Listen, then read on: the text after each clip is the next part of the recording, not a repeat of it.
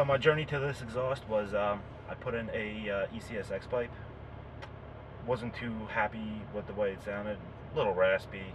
I didn't mind a little bit of rasp that it did have, but it just wasn't loud at all. So I decided to delete out the baby resonators. Boy, was that a bad decision. Oh, don't do it. Just don't do it.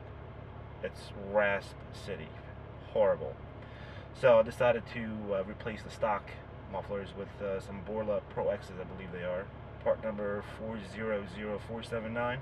About 100 a piece. Not crazy expensive, but they sound pretty good.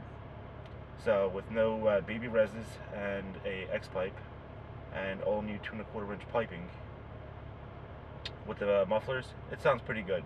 Rasp is a little bit, there's a little bit of rasp, but for the most part it's pretty deep. You guys can be the judges of Drop some comments, let me know what you guys think of the video. Hit that like button or the dislike button, and I'll make a new video of some polls here coming up shortly, probably next month or so.